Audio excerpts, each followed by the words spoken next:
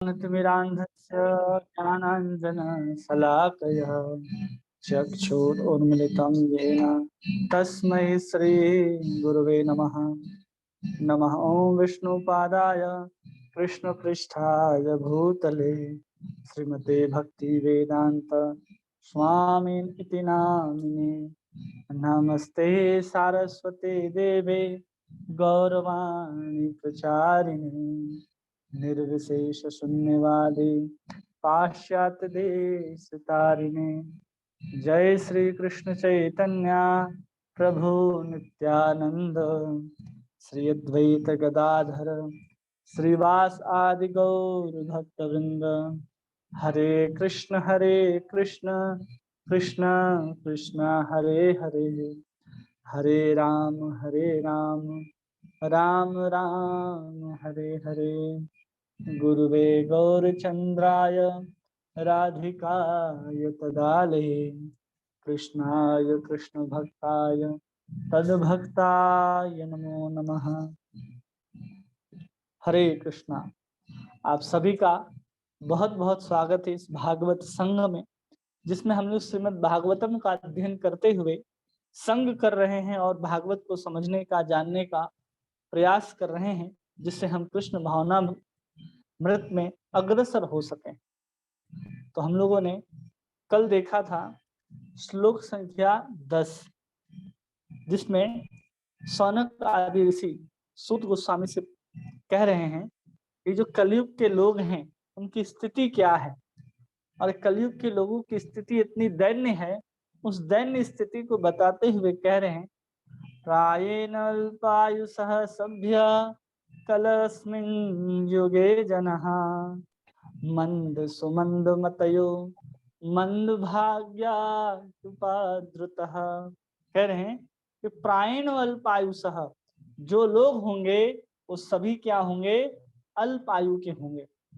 कले अस्मिन युगे जनः, जो एक कलयुग चल रहा है, इस कलयुग में जितने भी लोग होंगे वो सब की हालत कैसे होगी, एक अल्प आयु के समान होगी।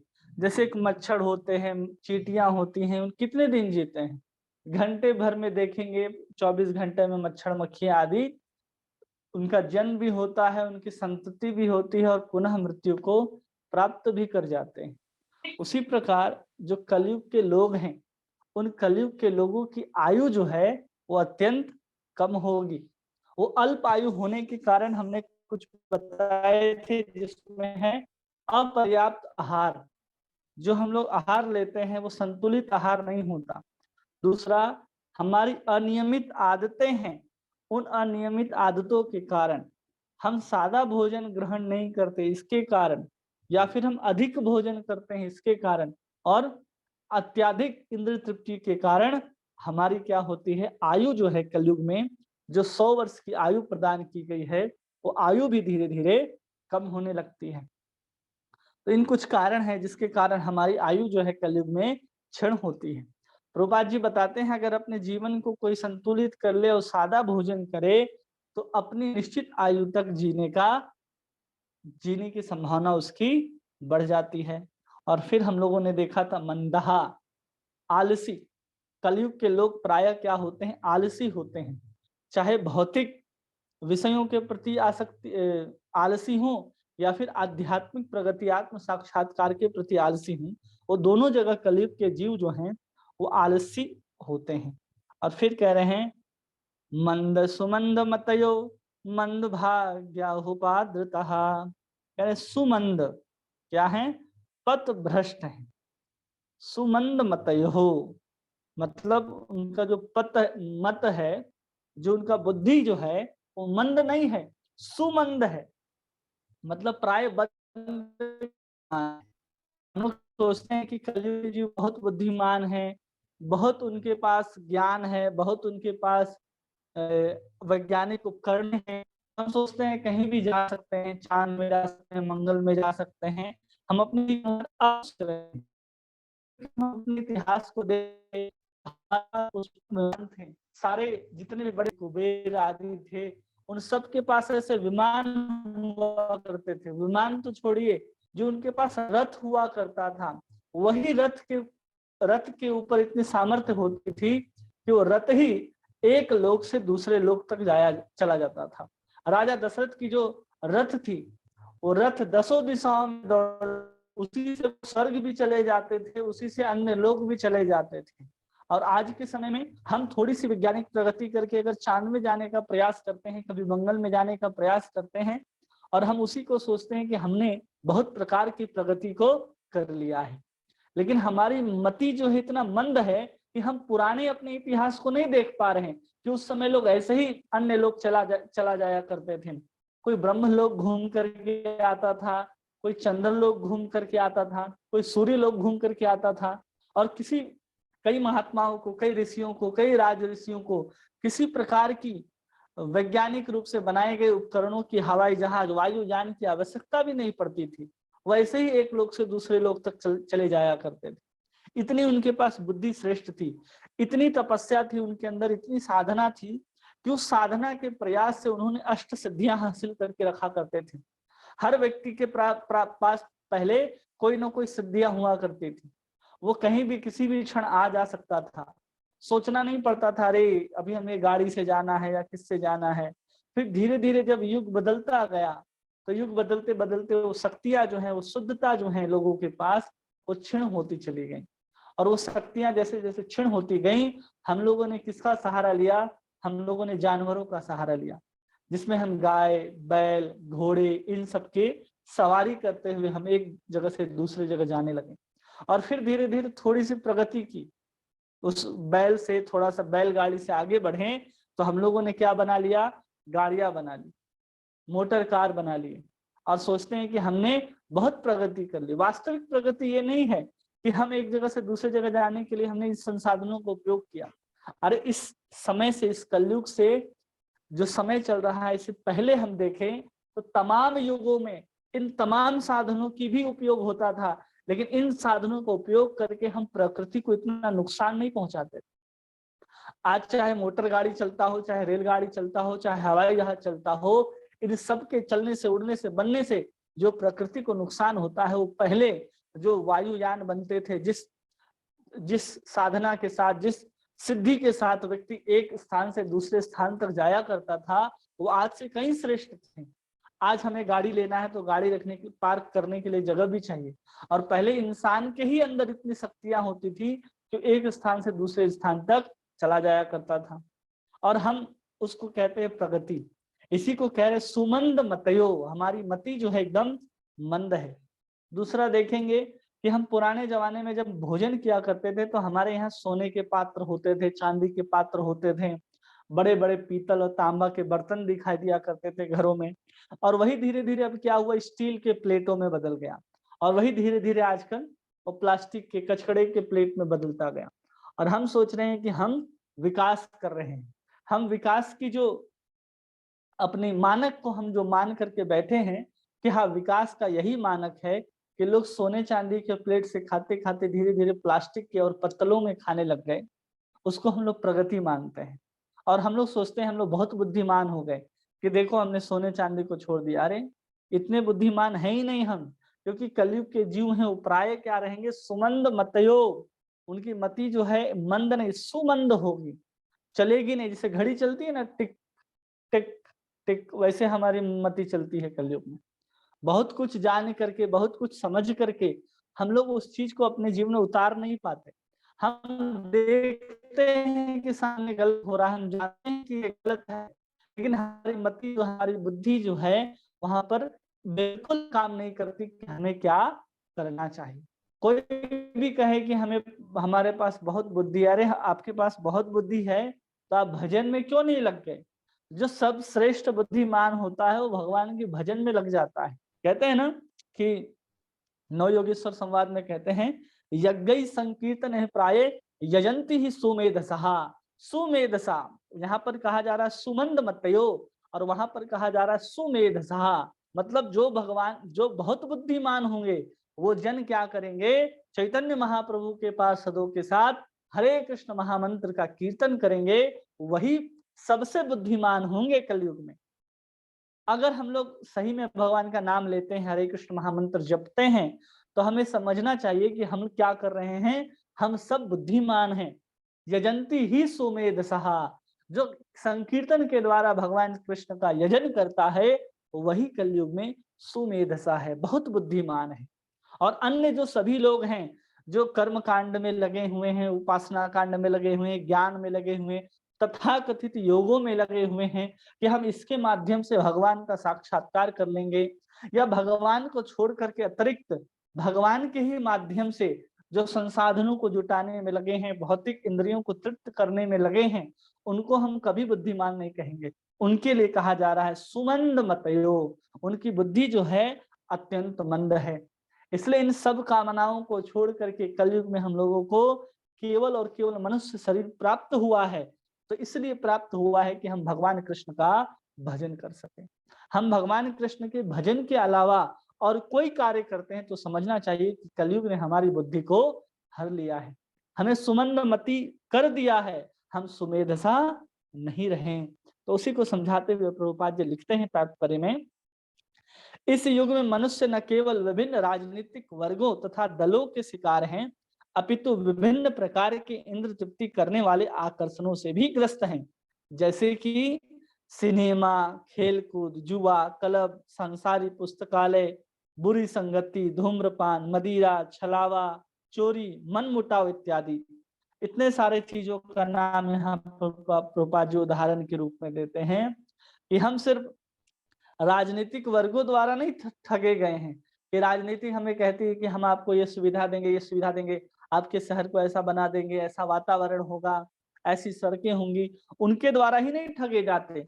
बल्कि इससे पहले हम लोगों ने कहाँ ठगे जा चुके हैं, हम लोग विद्यालयों में पढ़ करके ठगे जा चुके हैं, जहाँ सिर्फ हमारे बुद्धि के अंदर कूड़ा और कचरा डाला गया भौतिक इंद्रिय, भौतिक तृप्ति के नाम पर कि तुम ये कर लोगे तो ये बन जाओगे, ये हो जाएगा। ये सब बोल बोल करके हमें एक संसाधन बना दिया गया, एक मशीन बना दिया गया, हम मनुष्य नहीं रहे। फिर राजनीतिक वर्गों ने हमारे ऊपर अलग अलग प्रकार के शोषण, अलग अलग प्रकार के टैक्सेस, अलग अलग प्रकार के असुविधा सुविधाओं को दे करके इंद्र तृप्ति की आदि बना दिया। जितने भी लोग हैं वो सब सुविधाएं दे करके आपको क्या देना चाहते हैं, आखिर में इंद्र तृप्ति ही कराना चाहते हैं। चाहे वो राजनीतिक दल हो या आज की शिक्षा पद्धति हो, आपको इसीलिए प्रेरित करते हैं वो कि आप क्या कर सके, अपने लिविंग ऑफ स्टैंडर्ड को सुधार सके। यही कहते हैं ना कि आप जब शिक्षा प्राप्त करते हैं, आप जब किसी अच्छे पद पर बैठते हैं, आपके पास अच्छे पैसे आने लगते हैं, तो आप क्या कर सकते हैं कि आप अपने लिविंग ऑफ स्टैंडर्ड को बढ़ा सकते हैं, आप अपने रहन सहन के तरीका को उच्च कर सकते हैं। क्या हम उस पैसे से सही में अपने रहन सहन के तरीके को उच्च बना लेते हैं? नहीं। क्यों नहीं बना पाते? क्योंकि हम वही काम करते हैं, आहार, निद्रा, भय और मैथुन, ये चारों काम हैं जानवर करते हैं। आहार, निद्रा, भय, मैथुनम तो सामान्य में तत् पशु भी नरानाम, कि इस आहार, निद्रा, भय, मैथुन जानवर भी करते हैं। और हम अधिक पैसे कमा करके, अधिक पद और उन्नति में आ करके उन्हीं चार काम को हम लोग उससे श्रेष्ठ ढंग से अंतर है। जानवर तब भी हैं, जानवर अब भी हैं।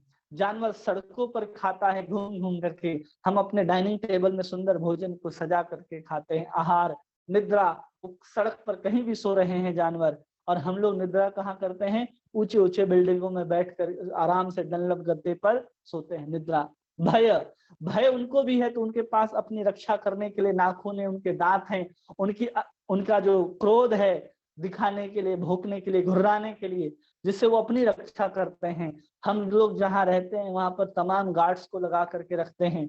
देश के हिसाब से देखें तो तमाम सैनिक हमारे देश की रक्षा करने के लिए लगे हैं। तो भयभीत तो हम भी हैं। और मैथुनम, जैसे जानवर कहीं भी संग करने लग जाते हैं, उसी प्रकार जब हमें संग करना होता है तो हम बंद दीवार में ऐसे स्थान पर जहाँ हमें कोई न देख रहा हो, कार्य तो हम वही करते हैं जो जानवर भी करते हैं। और हमें कहा जाता है कि आपका लिविंग ऑफ स्टैंडर्ड जो है वो हाई हो रहा है, वो ऊंचा हो रहा है। कैसे ऊंचा हो रहा है? हम फिर भी जानवर से अलग नहीं हो पाए और हम कहते हैं हम ऊंचे अपने जीवन को बना रहे हैं, कभी नहीं होता। क्योंकि हमारी जो शिक्षा पद्धति है, जो समाज का जो वातावरण बन चुका है, वो इसी आधार पर है कि आप किसी चीज को कितना भोग सकते हैं, आप अपने पैसे को का इस्तेमाल कितना ज्यादा कर सकते हैं। कोई 1 करोड़ में घर बनाता है, कोई 2 करोड़ में घर बनाता है, कोई 20 लाख की गाड़ी में घूमता है, कोई 50 लाख की गाड़ी में घूमता है। गाड़ी दोनों एक है, घर भी दोनों का एक है, बस अंदर के सब कुछ उसके बदल जाते हैं, अंदर का इंटीरियर बदल जाता है, अंदर के फर्निश बदल जाते हैं और लोग कहते हैं हम इसका उपभोग कर रहे हैं। मतलब यही है कि लोगों को अलग अलग बीमारी है।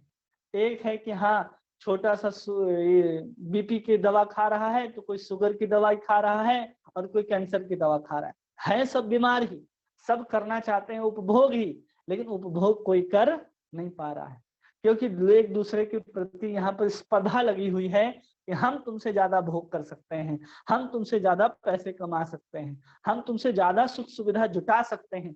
इसकी होड़ लगी हुई है। वो भी किस आधार पर? केवल आहार, निद्रा, भय और मैथुन, इस चारों चीजों को हमको अपने हिसाब से, अपने सुख सुविधा के अनुसार पूरा करना है, भोगना है। इसके अलावा तो कोई काम नहीं आता हमारे पैसे का। तो ये काम आता है भय। वो जो भय है ना, उसी के अंदर सारे बीमारियां आ जाती हैं। क्योंकि जानवरों को देखिए, किसी प्रकार की बीमारियां पहले नहीं हुआ करती थी, और जैसे जैसे समय आता गया तो जानवरों को भी बीमारियां होती चली गई और फिर मनुष्यों में भी वो बीमारियां बढ़ती चली गई। ये भय के कारण है कि हम पैसे रखेंगे तो भविष्य में अगर हम कभी बीमार होते हैं गंभीर रूप से, तो हम उसमें भी सहायता प्राप्त कर सकते हैं धन के माध्यम से। है तो हम भयभीत ही, चाहे बीमारी से हो, चाहे दुश्मन से हो, चाहे अपने किसी कारण से हो, लेकिन हम लोग हैं भयभीत जरूर। क्यों भयभीत हैं? क्योंकि हमारा जो मति है ना, वो मति इसके अलावा कहीं जा ही नहीं रहा है, क्योंकि हम जानवरों से ऊपर सोच ही नहीं पा रहे हैं। बेचारा जानवर को अगर हम देखें तो कितनी अच्छी बुद्धि होती है। अगर आप किसी चिड़िया को देखेंगे तो एक घोंसला हमने देखा था, उस चिड़िया के घोंसले में जब वो चिड़िया प्रवेश करती थी, और प्रवेश करने के बाद ऐसा अंदर बना हुआ था कि जहां उसके अंडे और बच्चे रहते थे, वहां पर अगर कोई जहरीला सांप प्रवेश करने का प्रयास करता था, तो बताते हैं कि उस घोंसले के अंदर वो प्रवेश ही नहीं कर सकता था। वो बहुत प्रयास करता था, लेकिन वो ऊपरी सतह में ही रह जाता था, पूरा गोल घूम करके। लेकिन जहां पर उसने घोंसला बना करके रखा है चिड़िया ने, जहां वो स्वयं प्रवेश कर जाती है, उस सांप के रहते हुए भी प्रवेश कर जाती है, लेकिन न सांप उसको कुछ कर पाता है, न उसको कुछ नुकसान पहुंचा पाता है। ऐसे घोंसले तो आजकल चिड़िया भी बना लेती हैं, अपने बच्चों के लिए सुरक्षित हो, अपने लिए सुरक्षित हो, जो आज हम लोग बना रहे हैं। जैसे सांप को देखेंगे, वो सांप किसके बिल में रहता है? चूहे के बिल में रहता है। चूहा देखिए इतना अच्छा घर बना लेता है। जानवरों को देखें तो अगर हम अलग अलग जानवरों को देखें तो वो भी अपने बच्चों का लालन पालन बहुत श्रेष्ठता से कर लेते हैं। हम लोग एक बच्चों को जन्म देते हैं, 2 बच्चे को जन्म देते हैं। अगर सुअरनी को देखा जाए तो 16-16 बच्चे को एक बार में जन्म देती है। तो संतति के हिसाब से भी देखा जाए तो हम उनसे श्रेष्ठ नहीं होते। हम बुद्धि की बात करें कि हमारे पास बहुत बुद्धि है, तो हम लोग कहते हैं ना कि लोमड़ी जैसा चालाक है। हम तो खुद कहते हैं कि लोमड़ी हमसे चालाक है, तो हम अपने आप को कैसे कह देते हैं कि हम बहुत बुद्धिमान है? हम लोग किसी को कहते हैं ना कि चालाक है, तो लोमड़ी जैसा चालाक है। उसका उदाहरण भी हम लोग कहाँ से ढूंढ करके लाते हैं? जानवरों से। किसी की नजर बहुत तेज हो तो हम लोग कैसे उसको कहते हैं? उसकी बाज सी नजर। हर चीज में तुलना कहाँ से जाती है हमारी? जानवरों के साथ जाती है। और हम कह रहे हैं कि हम मनुष्य हैं और हम श्रेष्ठ बनने का प्रयास कर रहे हैं। हमसे अच्छा घर भी जानवर बनाते हैं। चींटियों का घर देखिए, कभी आप चींटियों के घर को समझने का प्रयास करेंगे तो जो बाम्बिया बनाती हैं वो कितना तरह का उसमें स्ट्रक्चर बनता है। इतने तमाम तरह के गलियारे होते हैं, तमाम तरह के कमरे होते हैं उनके, जहां पर चींटियां अपना घर बना करके रहती। और हम ऐसे चिड़िया खाना बनाते हैं फ्लैट के रूप में, और सोचते हैं कि हम बहुत श्रेष्ठ हो गए हैं, हमने प्रगति कर ली है। ऐसी हमारी बुद्धि है। तो ना घर हम उनसे श्रेष्ठ बना पाते हैं, ना उनसे अधिक बच्चे हम पैदा कर पाते हैं। अगर हम मैथुन की बात करें कि संग कौन सबसे ज्यादा कर सकता है, तो कबूतर को देखो, जब चाहिए उसको तब वो संग कर सकता है। मनुष्य के पास ये सामर्थ्य नहीं है। आहार के रूप में देखें तो हाथी मनो खा लेता है, कितने टनों टन केला खा सकता है हाथी, उसके बाद वो भी तृप्त रहता है। निद्रा की बात करें तो भालू हमसे अधिक सोता है। हम सोने में भी कंपटीशन करें जानवरों के साथ तो हम कभी नहीं जीत सकते। और हम उन्हीं पैसों के साथ हम चाह रहे हैं कि अपने उसी आहार निद्रा मैथुन को हम बढ़ा ले, और उसको बढ़ा करके हम सोचते हैं कि सुखी बन जाएंगे। ये हमारी बुद्धि है। जबकि होना क्या चाहिए कि इन संसाधनों का उपयोग हमें अपने आप के अंदर धर्म को बढ़ाने के लिए होना चाहिए। धर्म मतलब हम कृष्ण की सेवा करें, यही धर्म है। या निःश्रेष सुबुद्धि जो कहते हैं, उपनिषद कहती है कि जितने तरह के जो दुख हैं वो छूट करके हमको सुख की प्राप्ति हो, उसी को प्राप्त करने के तरीकों को धर्म कहा जाता है। और हमारा जो धर्म है वो केवल और केवल शरीर के लिए ना होकर के आत्मा से संबंधित होता है। हम पहले आत्मा के धर्म को अपनाते हैं। जो जितना अधिक उठा हुआ रहता है आध्यात्मिक स्तर पर, वो उतने आत्म स्तर पर काम करता है। जो जितना बाहरी रूप से अध्यात्म की ओर प्रगति कर रहा है, अपने धार्मिक जीवन को अपने जीवन में उतारने का प्रयास कर रहा है, तो देखेंगे वो बाहरी रूप से पहले स्वीकार करता है। पहले मंदिर जाता है, प्रणाम करता है, आरती करता है, पूजा करता है, ये सब करता है। उस शरीर को सुख सुविधा जुटाने के लिए तमाम तरह के यज्ञ करता है, सकाम कर्म को करता है, अलग अलग तरह के यज्ञ को करता है, अलग अलग देवी देवताओं के पास जाता है। किसके लिए? केवल बाहरी सुख के लिए, शरीर के लिए जाता है। जैसे ही वो ज्ञान के ऊपर आगे बढ़ जाता है, उसको पता चलता है कि हम तो शरीर नहीं आत्मा है, हम इस शरीर के अंदर बंद हैं, तो उसे समझ में आता है कि अब हमें आत्मा के लिए कार्य करना है। हम आत्मा के लिए कार्य करेंगे तब जाकर के हम सुखी हो सकते हैं।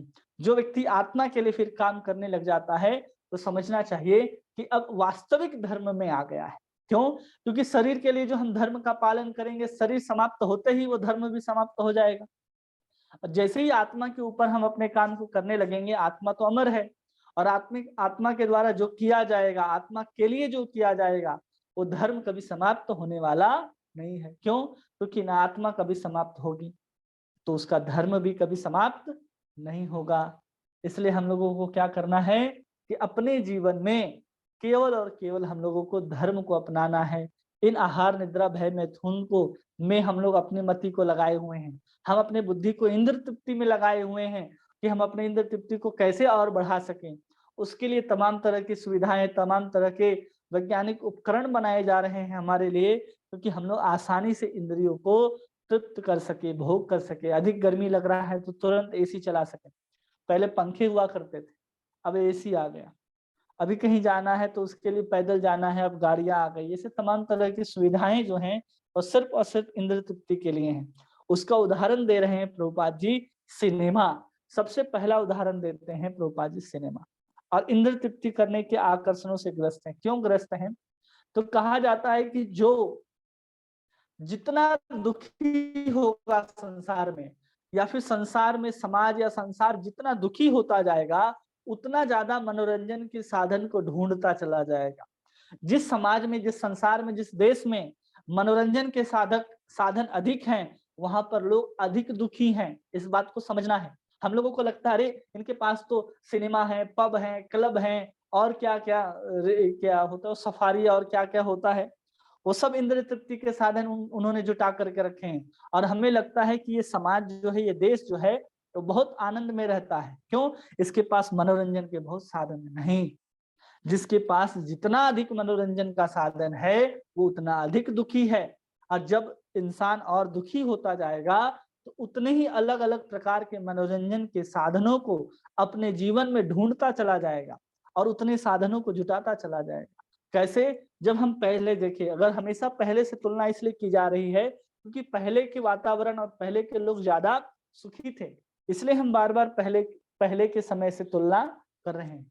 पहले अगर मनोरंजन के साधन में देखा जाए, जब सिनेमा नहीं था, अब हम तो जब जितने लोग 1990 के बाद आए हैं, 1990 के बाद, उन्होंने इस समय को बदलते हुए देखा होगा कि कैसे रेडियो आया है, फिर टीवी आया है, फिर कलरफुल टीवी आया है। तो ये सब अभी जैसे बढ़ते हुए चले गए, तो हमने अपने अपने मनोरंजन के साधन को बढ़ाते चले गए। और उससे पहले जाएंगे तो सिर्फ मनोरंजन के साधन में क्या था? एक पीपल का पेड़ हुआ करता था। उस पीपल के पेड़ के चारों तरफ गांव के बूढ़े बुजुर्ग आकर के बैठ जाया करते थे और इधर उधर की कुछ चर्चाएं कर लिया करते थे। उनका मनोरंजन हो जाया करता था। माताएं इधर उधर जा करके कुछ इधर उधर की बातें कर देती थी, इनका शिकायत उनका शिकायत करके उनका मनोरंजन हो जाता था। लेकिन जैसे ही समय बढ़ता चला गया, हमारे पास क्या आ गया? अलग अलग प्रकार की पुस्तकें आ गई, साहित्य आ गए, जिसमें हम कहानियों को पढ़ने लग गए। कि हाँ, जैसे मुंशी प्रेमचंद हो, चाहे बंकिम चंद्र चट्टोपाध्याय हो, चाहे और भी कोई हो, इन सबके साहित्य को पढ़ पढ़ के हम मनोरंजन के साधन को जुटाते चले गए। बड़े बड़े पुस्तकालय बन गए कि बड़े बड़े साहित्यकार की वहां पुस्तकें लगती हैं और लोग वहां पर उसको पढ़ने के लिए जाते हैं। इससे क्या पता चलता है कि संसार में अब दुख जो है वो धीरे धीरे बढ़ रहा है। दुख बढ़ रहा है इसलिए तो हम बाहर मनोरंजन ढूंढ रहे हैं पुस्तकों के रूप में, फिल्मी गानों के रूप में। रेडियो बजता है, रेडियो बजते बजते हमारी जिज्ञासा नहीं हमें देखना है तो हमारे पास चलचित्र आ गए। फिर नहीं हमें कलरफुल देखना है तो उसके लिए कलरफुल टीवी आ गए। फिर धीरे धीरे सिनेमाओं का ये बढ़ गया, पर्दों बड़े बड़े पर्दों में हम देखने लग गए। फिर धीरे धीरे शराब अड्डे खुल गए।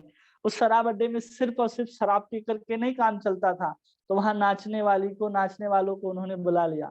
तो ऐसे धीरे धीरे हमने मनोरंजन की इंद्र तृप्ति के साधनों को बढ़ाते चले गए और हम सोचते हैं कि अब हम सुखी हो जाएंगे। अरे मूर्ख, तुम दुखी हो इसलिए और दुख को बढ़ा रहे हो, इसलिए तुम इतने सारे मनोरंजन के साधनों को बनाते चले गए, ढूंढते चले गए।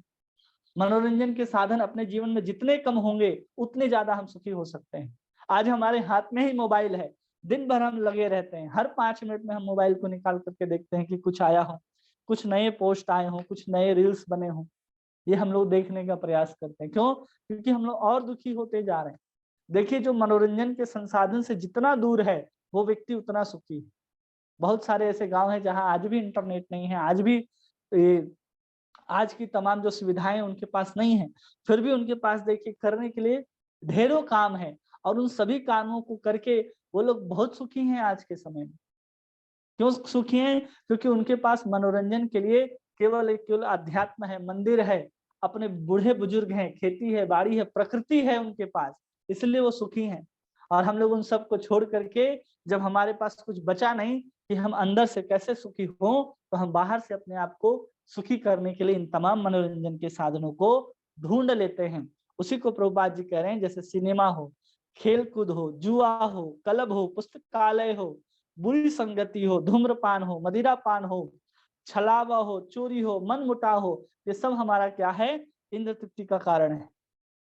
फिर कहते हैं प्रभुपाद, इस युग में अनेक धूर्त मनुष्य अपने धार्मिक पंथ खड़े कर देते हैं। सुमंद मतयो, इसका एक और अर्थ है कि वो पथ भ्रष्ट होते हैं। तमाम तरह के जो ये कलयुग में हैं, मति तो इतनी कम है कि वो पथ को निर्धारित नहीं कर पाते कि क्या करना है क्या नहीं करना है, वेद को नहीं समझ पाते हैं, उपनिषद को, गीता आदि को, भागवत आदि को समझ नहीं पाते, या तो अध्ययन ही नहीं करते आलस्य के कारण। तो वो लोग क्या करते हैं? अपने नए मत को बना लेते हैं, धार्मिक पंथ को खड़े कर देते हैं कि तुम भगवान को ऐसे प्राप्त कर सकते हो, भगवान ऐसे नहीं, भगवान ऐसे थे।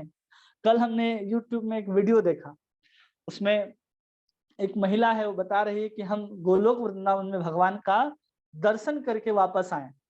वो बता रही है कि हम मृत्यु को प्राप्त हो गए थे, मेरे सगे संबंधी बैठ करके रो रहे थे, और वो बोलती है कि हम वृंदावन गए थे, वहां कुछ सखियां पकड़ करके हमको गोलोक वृंदावन ले गई, राधा और कृष्ण आए तो हमने उनको पकड़ करके देखा, और यहाँ तक सब समझ में आ रहा था, लग रहा था कि हाँ हुआ होगा।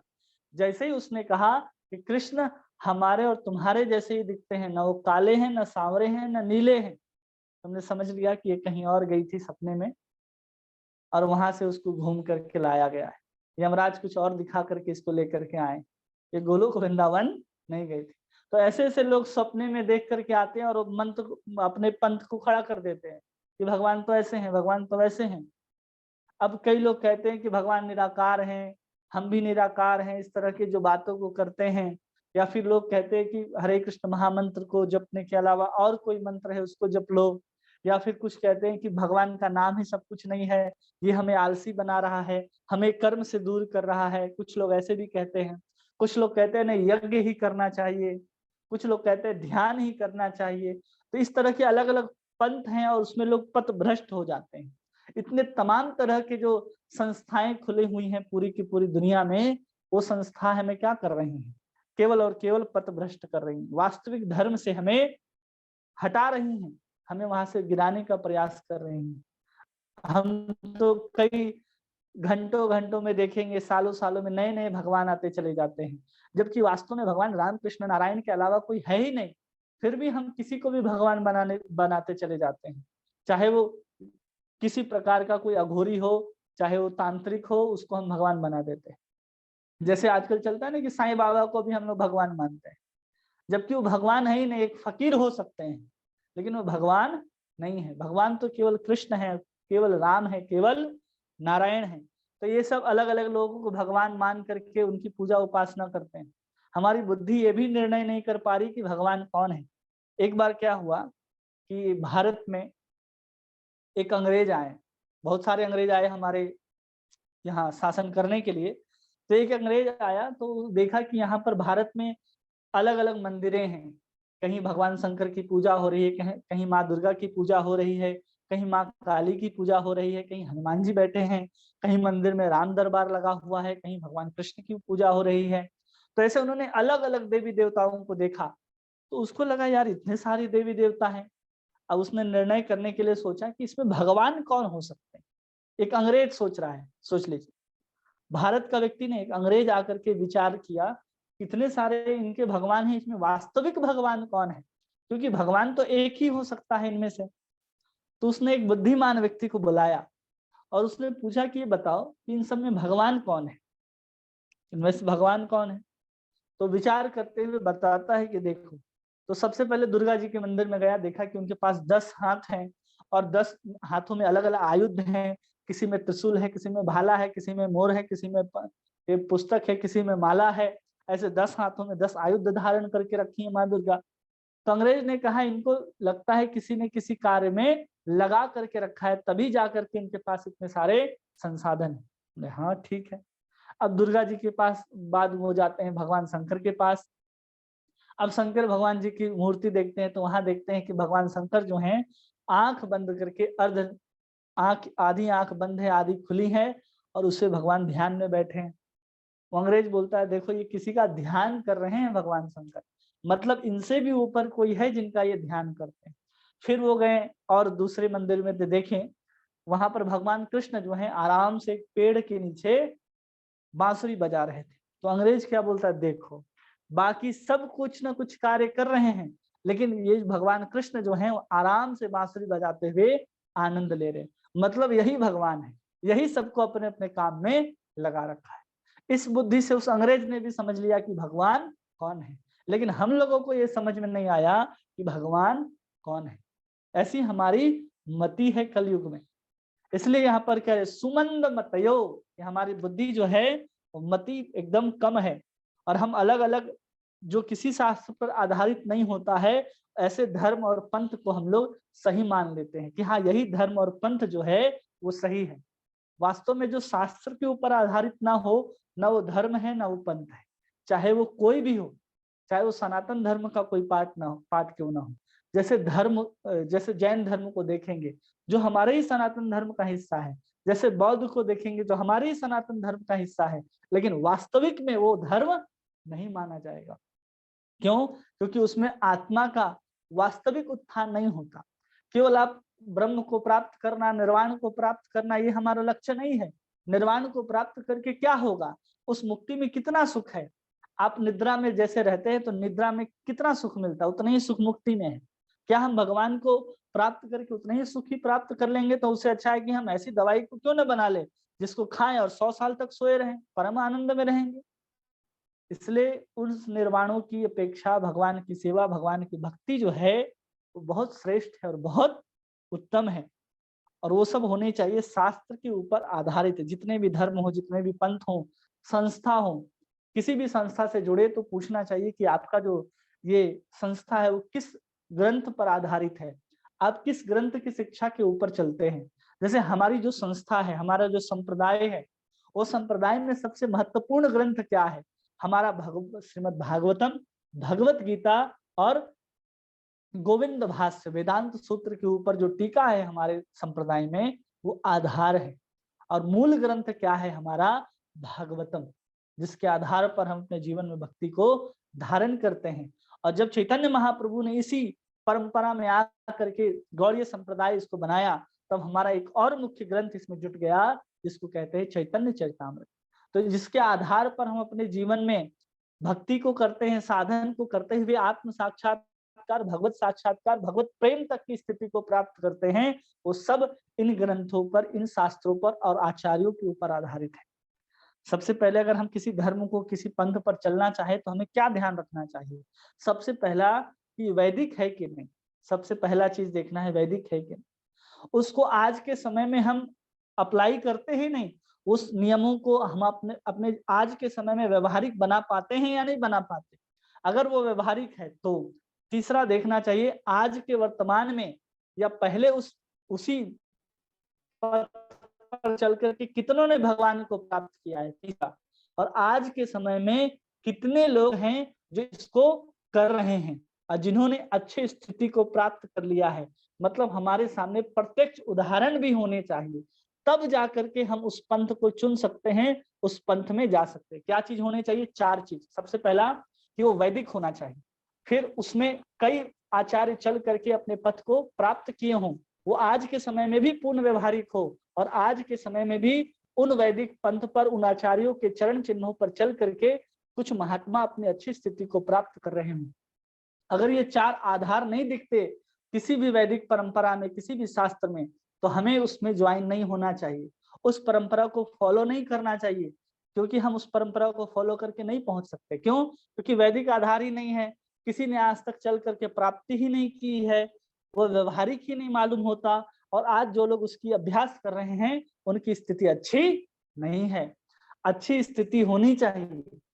और हमारी संस्था में देखेंगे तो हमारी संस्था में पूरे ब्रह्मा से लेकर के प्रभुपाद जी तक अगर देखें, उनके आचार्य को देखिए, भक्ति सिद्धांत सरस्वती ठाकुर हो, चाहे गौर किशोर दास बाबा जी महाराज हो, भक्ति विनोद ठाकुर जी महाराज हो, चाहे जगन्नाथ दास बाबा जी हो, चाहे हमारे षड गोस्वामी वृंद हो, सभी ने उन्हीं उसी पंथ पर चल करके हम लोगों को उदाहरण दे करके बताया कि हाँ, भगवत प्राप्ति इसी वैदिक परंपरा से, इसी सनातन परंपरा से हो सकती है।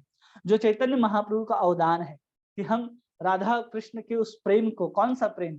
राधा कृष्ण का जो प्रेम है, जिसकी सेवाएं वहां पर मंजरियां करती हैं छोटे छोटे स्वरूप में, उनके अंदर जो भाव है, उस भाव भंगिमा को, उस भाव माधुरी को देने के लिए चैतन्य महाप्रभु आए, और उस भाव माधुरी को लेकर के हमारे जितने भी आचार्य हैं, उन सभी ने उसी परंपरा से, उसी भाव के साथ भजन किया है, और उसी भाव के साथ लोगों को महामंत्र, लोगों को दीक्षा आदि, शिक्षा आदि प्रदान किया है कि तुम्हें केवल कृष्ण प्रेम ही प्राप्त नहीं करना है, बल्कि उस राधा कृष्ण की युगल सेवा के अंतर्गत जो मंजरियां जिस भाव में, जिस भावना से सेवा करती हैं, उस भाव में प्रवेश करके तुम्हें सेवा करनी है।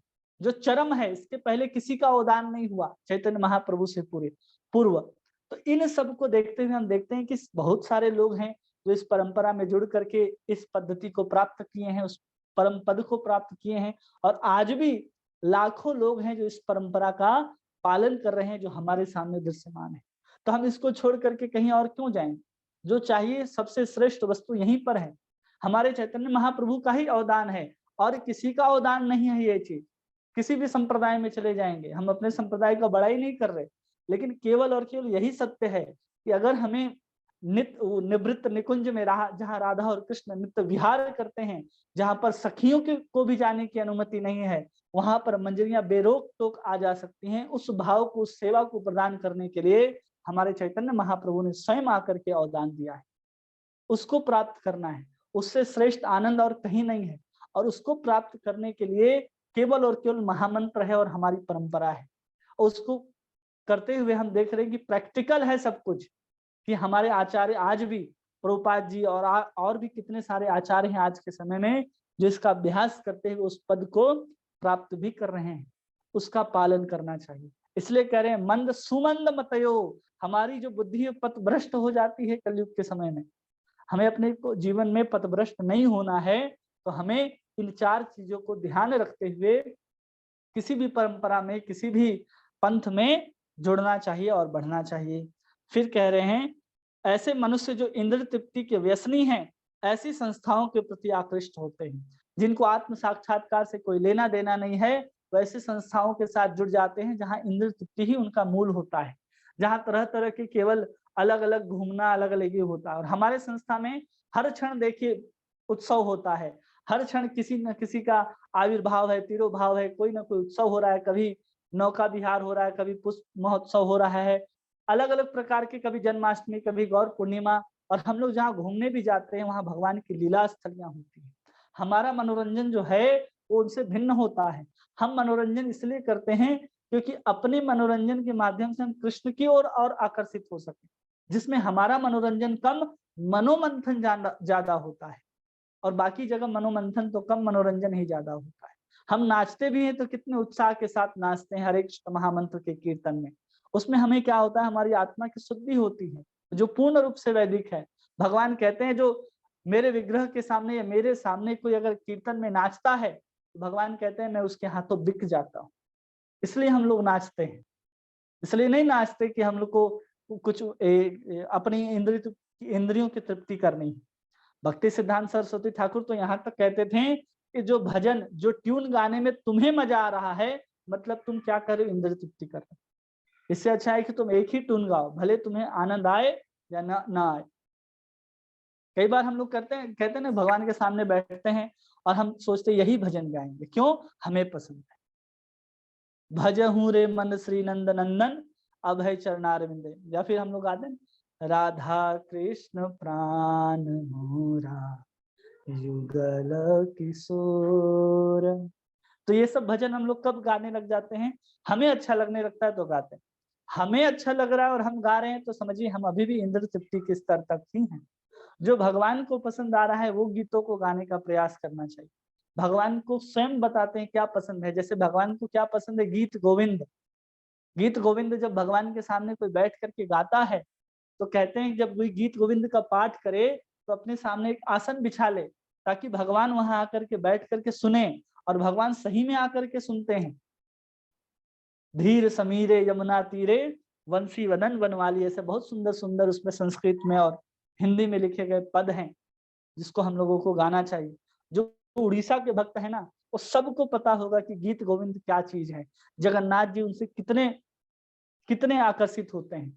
एक कथा आती है कि एक जो गार्डन में काम करती थी, एक उपवन में जहां पर बहुत तरह की सब्जियां उगाई जाती थी, तो वहां पर एक भक्त थी, वो क्या करती थी, भक्तिन, वो गीत गोविंद को गाते हुए तमाम तरह के सब्जियों को चुनती थी। उन सब्जियों को चुनती थी और गीत गोविंद को गाते जाती। जगन्नाथ जी अपने गर्भगृह से निकल करके उसके पीछे पीछे चले जाते थे, क्यों, गीत गोविंद को सुनने के लिए। एक बार क्या हुआ कि उस भक्तन के पीछे पीछे जा रहे थे जगन्नाथ जी, और बहुत सुंदर गा रही थी वो गीत गोविंद, धीर समीरे यमुना तीरे बंसी बदन वनमाली।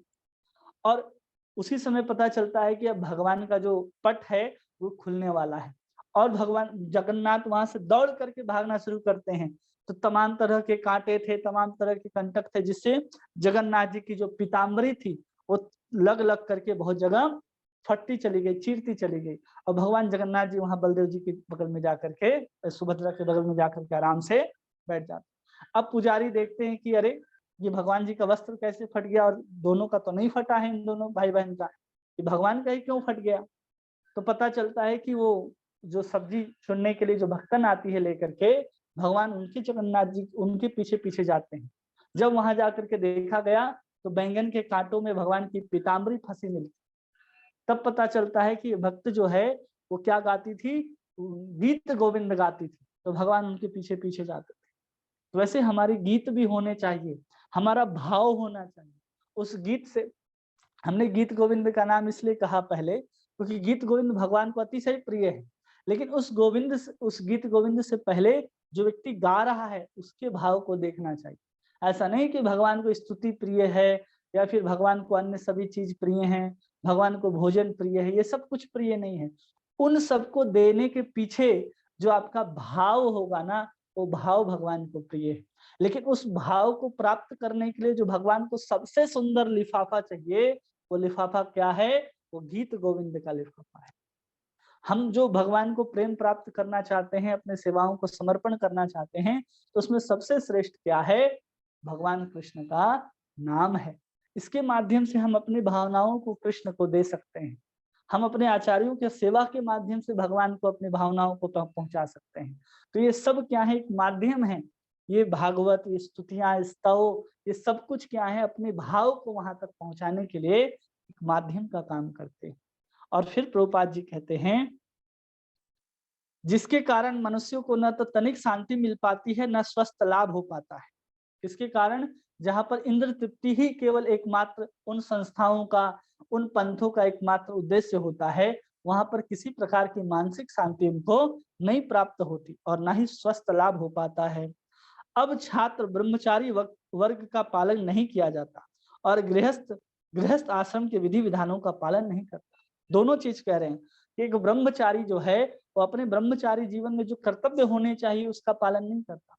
कहते हैं कि ब्रह्मचारी गुरुर्हितम वसन्नान्तो गुरुकुलम, कि ब्रह्मचारी को अपने गुरु की सेवा करने के लिए गुरुकुल में रहना चाहिए और वहां पर गुरु की सेवा करनी चाहिए।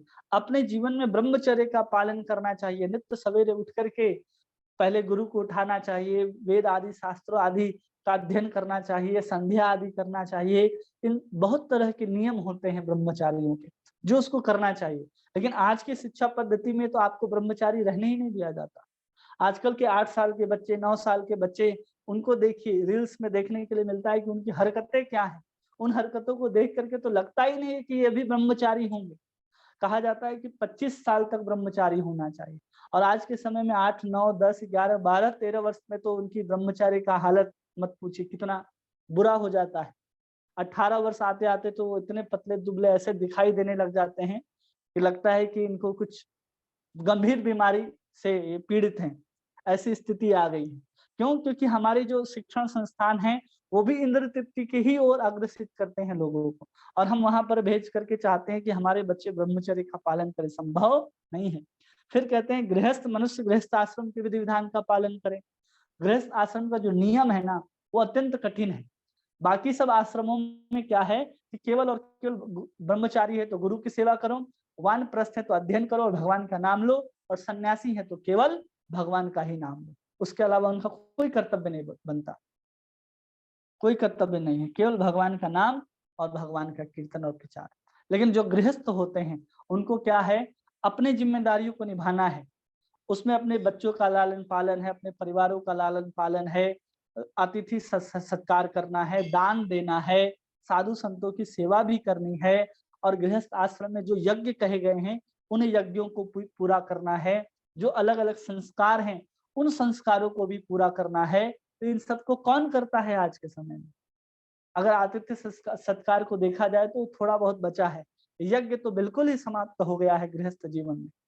गृहस्थ जीवन के अगर नियम को देखें तो यहाँ तक कहा जाता है कि जिस समय पति लड़का और लड़की जब विवाह करके पति पत्नी के स्वरूप में आते हैं और जब जिस अग्नि का वो लोग परिक्रमा करते हैं उस अग्नि को ही अपने घर उठा करके जीवन भर रखना होता है और उसी को अग्निहोत्र कहते हैं कि विवाह के समय जो अग्नि प्रज्वलित हुई जिसकी परिक्रमा लगाएं उस अग्नि को ही हम लोगों को रखना होता है गृहस्थ आश्रम में विवाह के बाद। और उसमें नियम के अनुसार सुबह शाम हवन करने होते हैं, आहुतियां देनी होती है उसी यज्ञ में, उसी अग्नि में। उसको बुझने नहीं देना है। जब तक हम जीवित हैं गृहस्थ आश्रम में तब तक वो अग्नि जलनी चाहिए। उसमें प्रतिपदा के दिन अलग यज्ञ होते हैं, अमावस्या के दिन अलग होते हैं, पूर्णिमा के दिन अलग होते हैं, चातुर्मास्य में अलग यज्ञ किए जाते हैं। तो ऐसे उस यज्ञ को जीवन भर करना होता था पहले गृहस्थ आश्रम में और उसको बुझने नहीं दिया जाता था। पति और पत्नी में किसी एक की मृत्यु हो जाती थी तभी जा करके वो यज्ञ की अग्नि जो है वो समाप्त होती थी। ऐसा नियम था। और आज के पूरे भारत में, पूरे विश्व में कहा जाए तो कोई परिवार ऐसा देखने के लिए नहीं मिलता है जो उस अग्नि को धारण करके अपने घर में रखा हो और पूरे नियम के साथ गृहस्थ आश्रम का पालन करते हुए वो यज्ञ आदि कर रहे हैं, दान आदि कर रहे हैं, आतिथ्य सत्कार कर रहे हैं, सब कुछ कर रहे हैं। पति की उस तरह से सेवा हो रही है, पत्नी का उस तरह से सत्कार हो रहा है, सम्मान हो रहा है। ये देखने के लिए बहुत कम मिलता है। कहते हैं कि 20 या 25 लोग अगर पूरे दुनिया में, पूरे धरती में मिल जाएं तो बहुत है कि इस नियमों का लोग पालन करते हैं। कई बार तो हमने सुना है कि कुछ लोग बनारस में भी हैं, कुछ लोग दक्षिण भारत में भी हैं, ज्यादातर दक्षिण भारत में हैं जो अग्निहोत्र करते हैं, जिनकी अग्नि घर में कभी नहीं बुझती। उसी प्रकार हमारे गोपाल भट्ट गोस्वामी जब वो आए वृंदावन तो उस समय जो उन्होंने अग्नि लेकर के आए थे वो अग्नि आज से 500 वर्ष पूर्व लेकर के आए थे राधा रमण मंदिर में। और आज भी राधा रमण मंदिर में जो भगवान का आरती हो, भगवान की दीप सेवा हो, भगवान का भोग बनना हो, आज भी उसी अग्नि में किया जाता है। और वही अग्नि को लेकर के बिहारी जी के मंदिर में भी जाते हैं और फिर वहां पर उनका भोग, उनकी आरती की सेवा वहां भी चलती है।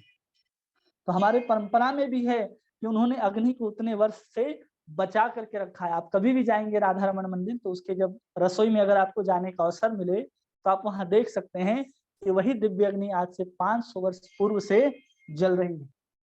वास्तविक गृहस्थ यही होता है।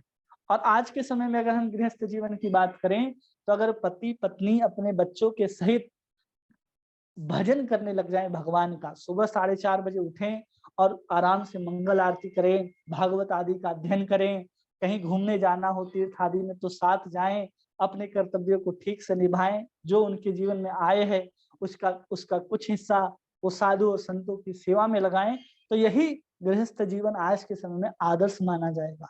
हम उसको वहां तक नहीं जा सकते। हर किसी को यज्ञ करना, उस अग्नि को बचा कर रखना आज के समय में इतना लोगों के पास न समय है, न लोग करने में सामर्थ्य हैं।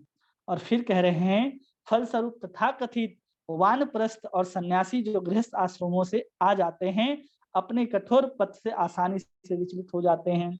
जो व्यक्ति गृहस्थ आश्रम में रह करके बहुत अधिक इंद्र तृप्ति किया हो, जिसको पता ही ना हो कि हम किस लिए आए हैं, गृहस्थ आश्रम किस लिए होता है। गृहस्थ आश्रम में अपने इंद्रियों को जो हमारे वश में नहीं है उसको नियंत्रण करने के लिए होता है, न कि हमको उसको स्वतंत्रता पूर्वक भोग करने के लिए गृहस्थ आश्रम दिए जाते हैं। सबसे पहले तो हम ब्रह्मचारी का पालन नहीं करते ब्रह्मचारी जीवन में, और जब गृहस्थ जीवन में आते हैं तो भी हमारी आदत वही रहती है, बल्कि उसमें ब्रह्मचारी जीवन में ब्रह्मचारी जीवन न जीने के कारण गृहस्थ जीवन में आने के बाद उसमें आग के ऊपर घी का काम कर जाता है। हम और इंद्र तृप्ति में लग जाते हैं, और फिर वैसा व्यक्ति गृहस्थ आश्रम को छोड़ करके अगर वानप्रस्थ में जाए और सन्यास में जाए तो क्या वहां पर वो सन्यास के नियमों को निभा पाएगा। तब जाकर के ऐसे सन्यासी, ऐसे वानप्रस्थी आज के समय में जो गुरु बन जाते हैं या फिर और बड़े बड़े कुछ बन जाते हैं, फिर देखते हैं कि वो आज जेल में पड़े हैं। क्यों होता है? क्योंकि उन्होंने शुरू से उन नियमों का पालन नहीं किया। हम शुरू से नियमों का पालन करेंगे तो अच्छे गुरु, अच्छे सन्यासी भी देखने के लिए मिलेंगे। क्योंकि जो सन्यासी हो तो आसमान से टपक के आते नहीं है, वो सब गृहस्थ आश्रम में होते हैं या हमारे ही समाज से निकल करके उस जीवन में उतनी श्रेष्ठता को प्राप्त करते हैं। इसलिए हमारे ही समाज को श्रेष्ठ होना पड़ेगा। अगर साधु सन्यासी को भी श्रेष्ठ चाहिए तो हम केवल सोच लेते हैं कि कोई साधु सन्यासी हमारे समाज को ठीक करेगा। अरे हमारी भी तो जिम्मेदारी होनी चाहिए कि हमारे बीच से भी कोई सन्यासी ऐसा निकले, तब जाकर के समाज का कुछ उद्धार होगा। सब जिम्मेदारी हम दे देते हैं किसी साधु को और सन्यासी को। वो साधु और सन्यासी तो आसमान से आता नहीं है, हमारे ही बीच से आता है। इसलिए कह रहे हैं कि जब ऐसे लोग जो अपने इंद्रियों को वश में नहीं कर पाते, जो अनियंत्रित अपने इंद्रियों को रखते हैं, कुछ भी खाते कुछ भी पीते हैं, जिनको वैदिक शास्त्रों का ज्ञान नहीं होता, वे लोग जब साधु और सन्यासी बन जाते हैं तो वो लोग दुनिया को भी पथभ्रष्ट करते हैं और खुद भी नर्क में जाते हैं। और फिर कह रहे हैं कलयुग में समस्त परिवेश श्रद्धा विहीनता से भरा है। कलयुग में हर जो परिवेश है, शुरू में भी हम कहीं जाएंगे तो हमें वहां के प्रति श्रद्धा नहीं होती। हम कितने भी सनातन धर्म में पैदा हुए हों, किसी भी ब्राह्मण में हो, क्षत्रिय हो, वैश्य हो, कोई भी कुल में हो, हमें तुरंत श्रद्धा नहीं आती किसी भी चीज में। हम उसके पीछे कुछ ना कुछ तर्क, कुछ ना कुछ सवाल जवाब करने लग जाते हैं। मंदिर में जाते हैं तो पूछते हैं ये कौन है, कहाँ से आए हैं, तब जाकर के हम वहां पर जो देवता है उनको प्रणाम करते हैं। मतलब श्रद्धा भी हमारे अंदर कलयुग में उतनी नहीं होती जितनी होनी चाहिए, वो भी कम है कलयुग में श्रद्धा। और फिर कह रहे हैं प्रभुपाद जी, मनुष्य अब आध्यात्मिक मूल्यों में रुचि नहीं दिखाता। सही बात। आज के मनुष्य नाम सहस्रेषु कश्चित जगति सिद्धये। भगवान कह रहे हैं ना कि हजारों मनुष्यों में कोई एक है जो सिद्धि के लिए प्रयास करता है, और उन सिद्धि के प्रयास करने वालों में कोई हजारों में से कोई एक जो है सिद्धि को प्राप्त करता है। मनुष्य नाम सहस्रेषु कश्चित जगति सिद्धये, कि इतने में भी कोई एक प्राप्त कर पाता है। इतना दुर्लभ है किसी के अंदर ये भावना आना कि हम आध्यात्मिक मूल्यों पर चलेंगे, अपने जीवन में हम धर्म को लागू करेंगे, अपने जीवन में हम नाम को लाएंगे, ऐसा होता है। और फिर कह रहे हैं भौतिक इंद्र तृप्ति की सभ्यता की मानदंड बनी हुई है। आज के समय में क्या मानदंड है? कोई कितना धोती कुर्ता तिलक लगा करके घूम रहा है, उसको लोग समझते हैं बेवकूफ है। लोग देखते हैं अरे मर्सिडीज ऑडी गाड़ी, 2-4 स्त्रियों के साथ घूम रहा है, तमाम तरह के बियर शराब, मुंह में सिगार लगा हुआ, तो लगा अरे वाह ये तो बहुत उन्नत व्यक्ति है। क्यों? आज की सभ्यता यही देखती है कि आप कितना इंद्र तृप्ति कर पाते हैं, आप कितना संसाधनों का उपभोग कर पाते हैं, उसी के ऊपर आज के लोगों की मानसिकता है, मानदंड बना हुआ है कि हाँ यही व्यक्ति सबसे श्रेष्ठ है, क्योंकि इंद्र तृप्ति को बहुत श्रेष्ठता से कर पाता है। लोगों का यही मानदंड है आज के समय में। ऐसी भौतिक सभ्यता को बनाए रखने हेतु मनुष्य ने जटिल किस्म के राष्ट्र तथा समुदायों का निर्माण कर लिया है। ऐसे ही राष्ट्र बनते जा रहे हैं। जितने भी आप भारत के अलावा जो भी देश देखेंगे, वहां पर जो कुछ भी सुविधाएं दी जाती है सब इंद्र तृप्ति के आधार पर ही दी जाती है। और आज भारत में भी देखेंगे तो हम लोगों को जो चाहिए वो क्या चाहिए, इंद्र तृप्ति ही चाहिए।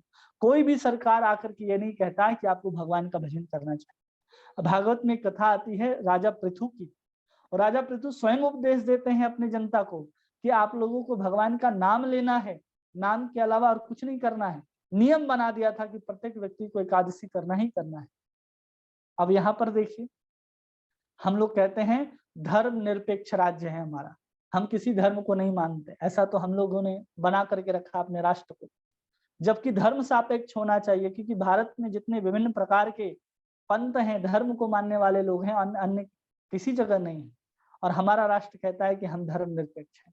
ऐसे मूर्ख लोगों को हम लोगों ने कानून लिखने के लिए और कानून चलाने के लिए बिठा रखा है।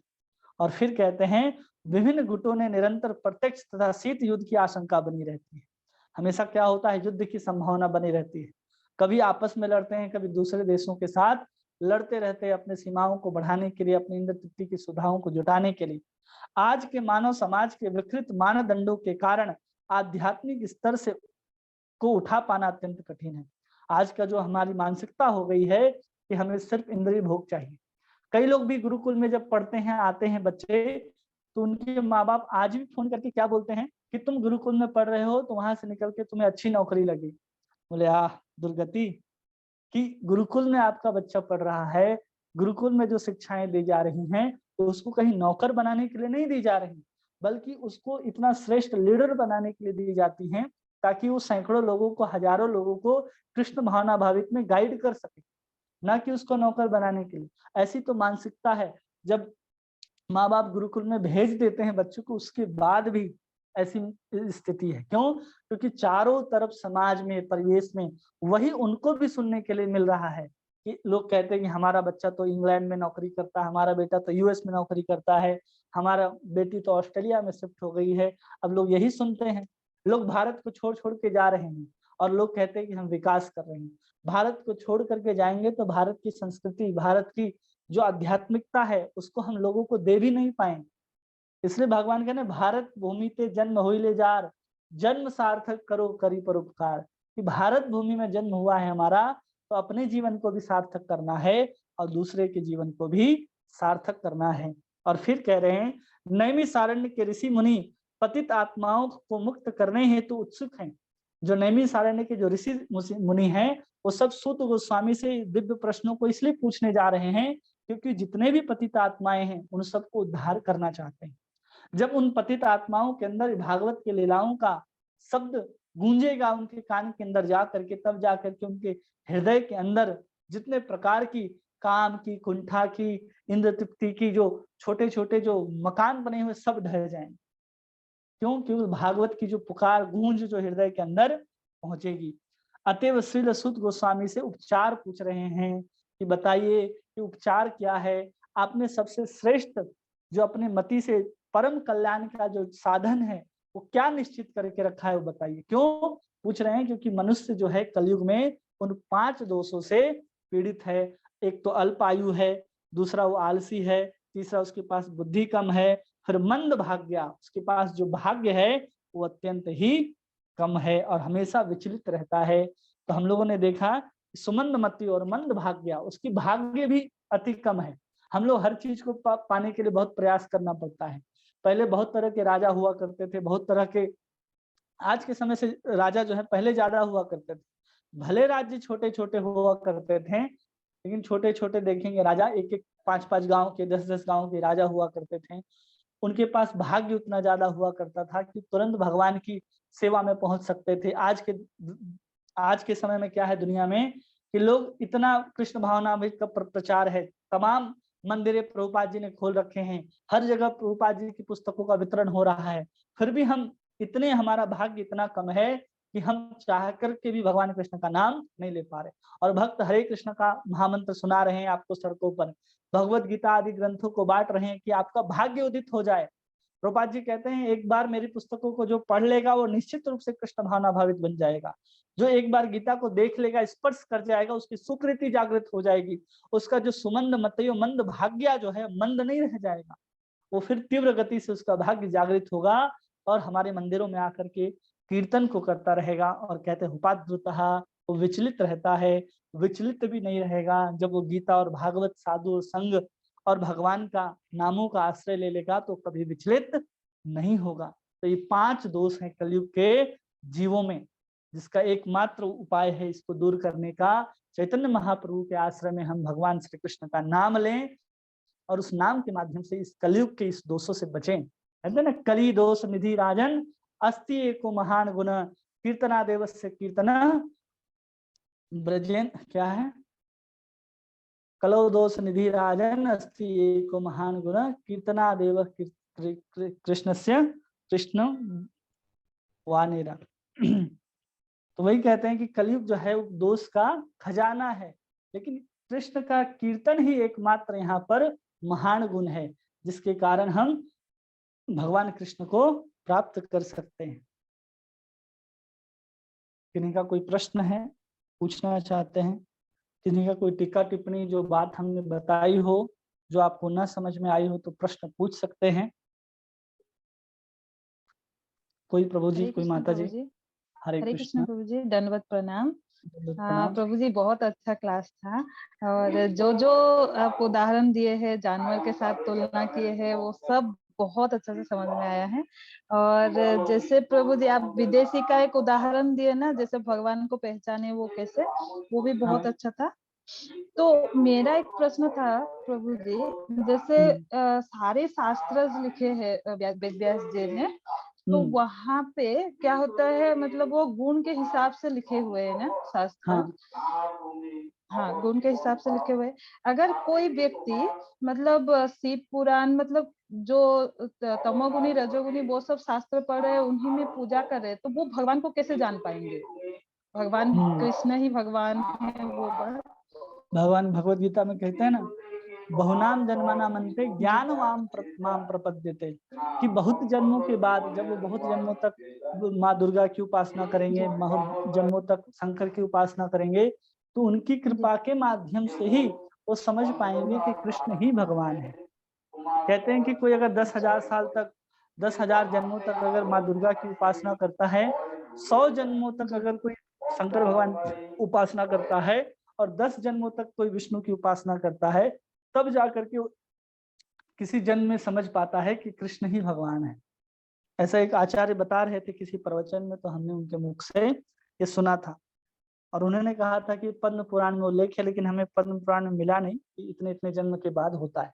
लेकिन भगवत गीता का यह प्रमाण है कि बहुनाम जन्मनामन्ते माम ज्ञान माम माम प्रपद्यते, कि बहुत जन्मों तक अगर अलग अलग देवी देवताओं को उपासना करता भी रहा, तो वहां पर उनकी जो उपासना है, उस उपासना से जैसे ही उनके देवता प्रसन्न होंगे, वो निश्चित रूप से उसे कृष्ण की ओर आगे बढ़ाएंगे।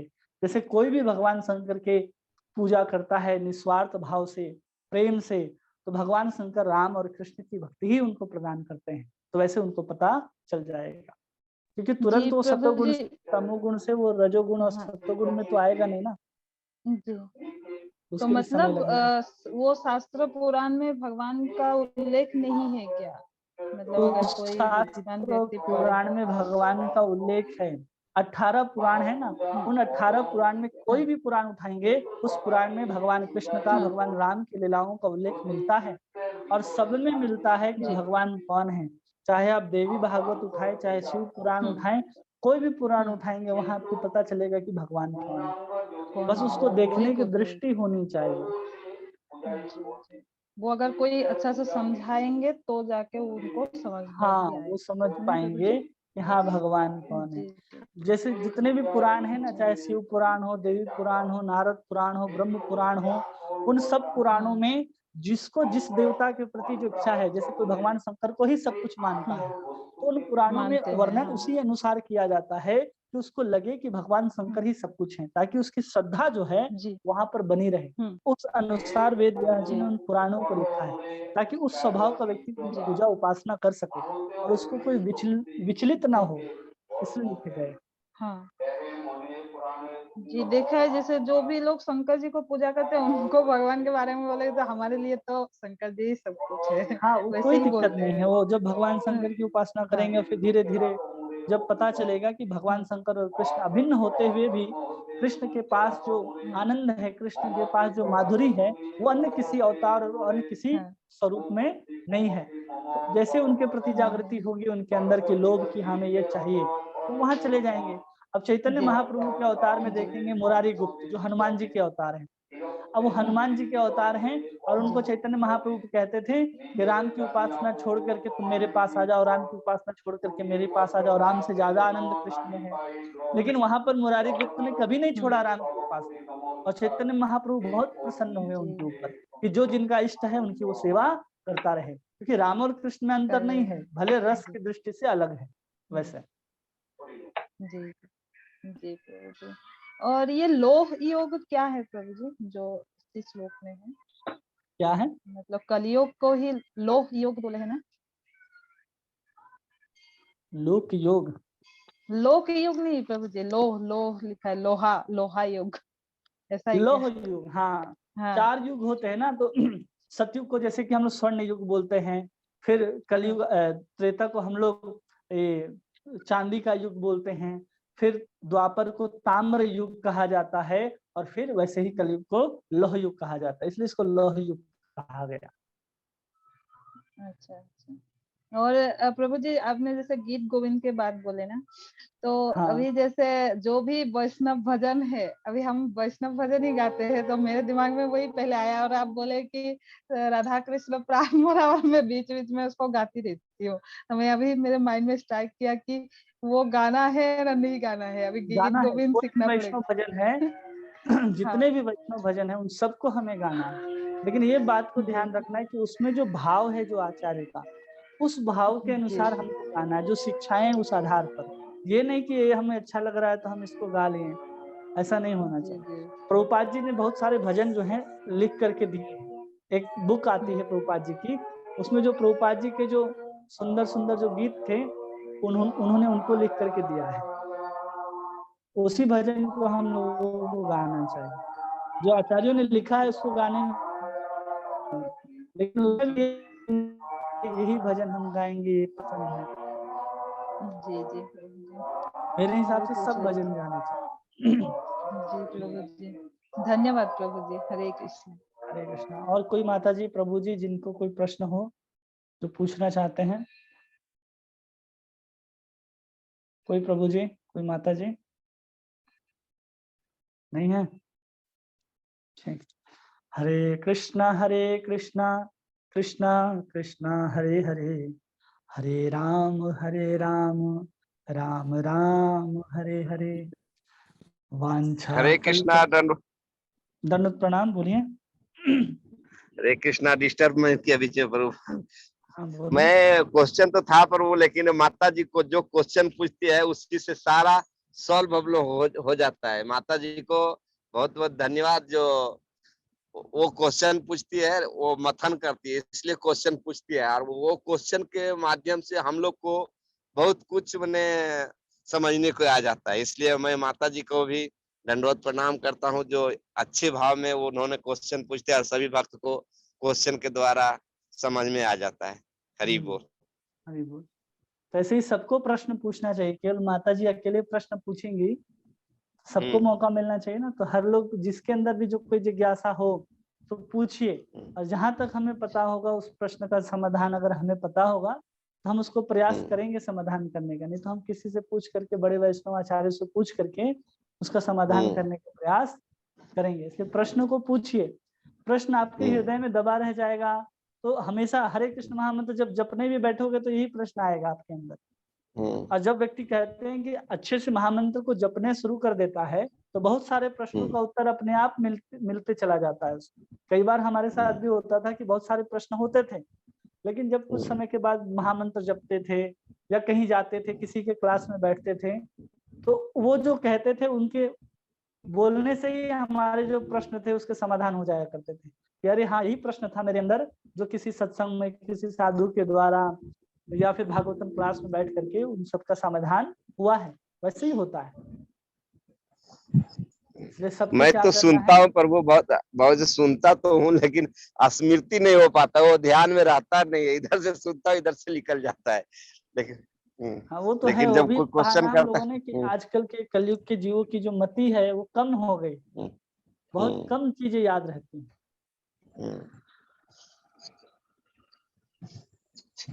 ठीक, हरे है? कृष्ण। हरे कृष्णा। और कोई प्रभु जी, कोई माता जी कुछ कहना चाहते हैं? नहीं।